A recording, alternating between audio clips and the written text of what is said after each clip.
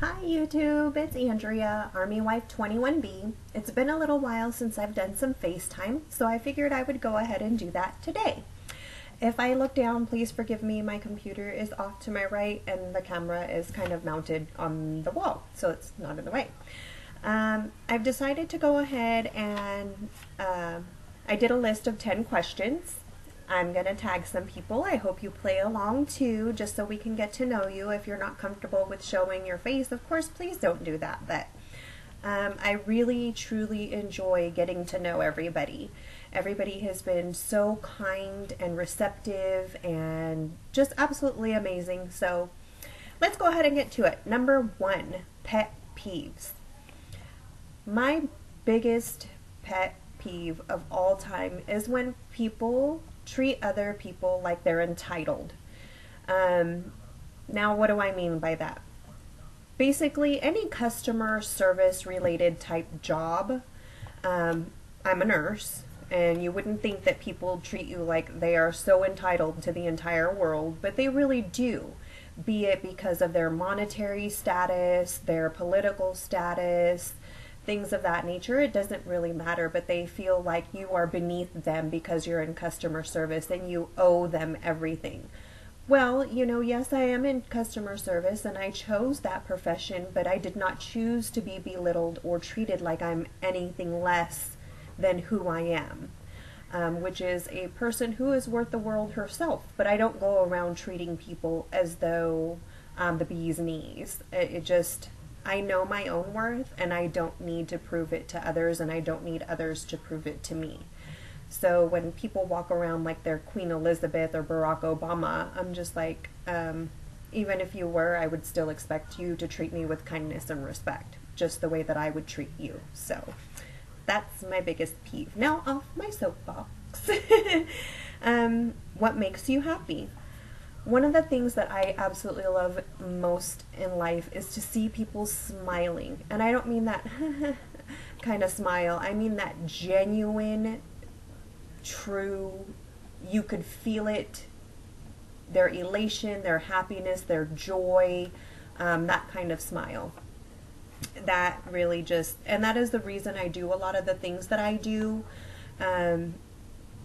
For that smile. The smile is when you can just, even if you can't see their face, you can hear the happiness and the smile in their voice.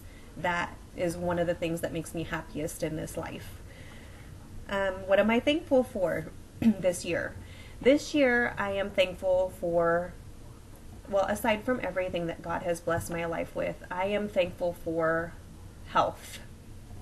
Last year, as some of you know, was a very, very rough year for my entire family as far as health goes.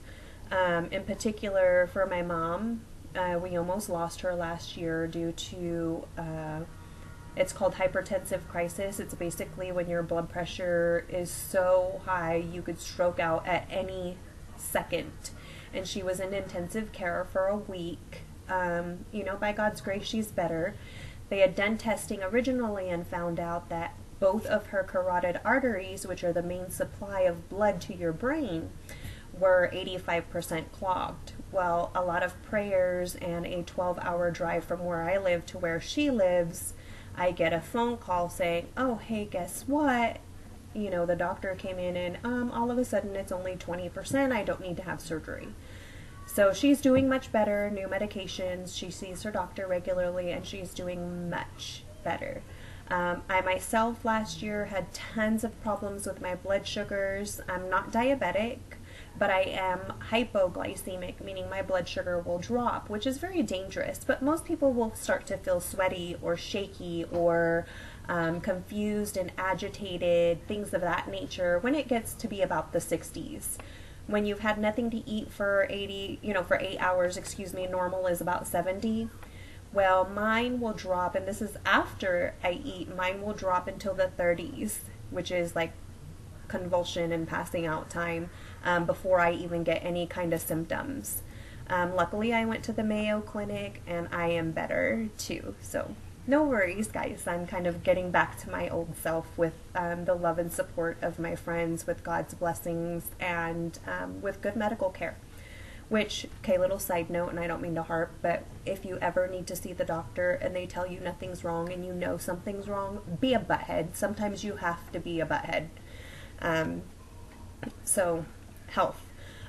Also, my husband was kind of not very well last year. He had to have surgery on his ankle, which is getting better. My daughter had to have her very first surgery ever on her knee, which she's getting better from that. However, we spent the entire weekend in the emergency room Saturday and then had to return on Sunday because she had hives all over her body. Let me see if I can't show you a picture real quick, just because y'all need to see this. And that's what I was saying about being a butthead. The first time we went, you know, they gave her a shot, she got better, but they didn't give her anything to take home. And over the weekend, you know, what is she supposed to do? I don't know if this is going to end up showing up for you. Let's see here. I don't know if you could see all those red hives all over her leg. Well, those were all over her body. Well, the next day, the reason we ended up going on Saturday, and here's her other leg, and those are hives. Those are an allergic reaction, which is life-threatening. But they gave her 2 shots, and they really should have given her medication to take home. Now, for those of you who get a little queasy, this next one's kind of ill-looking. But she ended up not only with hives all over her body, but that's the back of her mouth where she had hives in her mouth. So the next day, when we had to go back again, yeah, I was really a butthead because from the start of anaphylaxis or a life-threatening allergic reaction, you have about 20 minutes to get the appropriate treatment before your lungs and your airway starts to close. So I was not a very nice person Sunday evening. She saw the doctor today for a follow-up and got all the right referrals, so we're on the right track. So health. Number 4, weirdest habit. I grind my teeth, not at night, like during the day. And it's only the top teeth right up here, kind of behind. And I walk around like that, grinding my teeth. I try to stop. My uncle is a dentist. He nags me all the time. But it's like my stress relief. I do notice that I do it when I'm a lot more stressed, but kind of a weird little habit there. If you could vacation anywhere, where would you go? My husband's been there. When he was a Marine, he's Army now. I would love to go to Hawaii. I wonder, and I would be so disappointed if it's not as beautiful as the pictures are. The clear, beautiful ocean. I love the ocean. Love, love, love the ocean.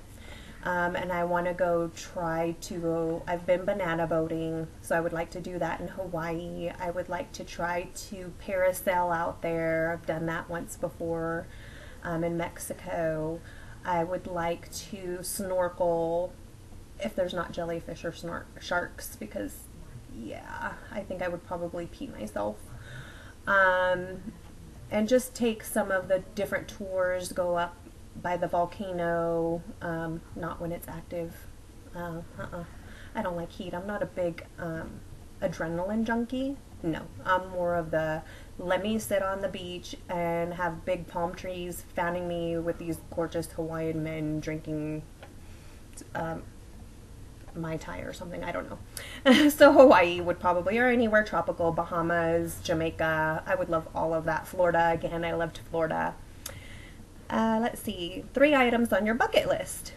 If you guys haven't heard of a bucket list, it's kind of a list that some people make. There's a movie about it, or things that you would like to do before you kick the bucket. Some of my biggest things, and they're really silly, I know. I want to go ziplining. I've never done that before.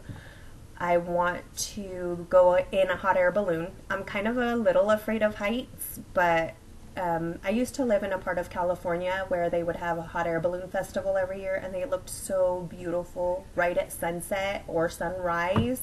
I would love to do that. I would love to try that. So that was 2. Number 3, I've never been horseback riding. I would love to go horseback riding. Not some big, huge, you know, trot around Alaska or Montana or whatever, but I would love to take a nice little trail, very slow horseback ride. Love it. I think they're beautiful creatures, but I've never been horseback riding, so that's 3. What makes you sad is question number 7. And actually, that's going to be question number 10 too, because I counted number 6 as a multiple. One of the things that makes me the most sad, and I really can't stand it at all, is the news. I really try to avoid the news like it's the plague. When people ask, did you hear about this, that, or the other? Or when I first open up my computer and it goes like to the MSN web page or whatever I have it set to. The news.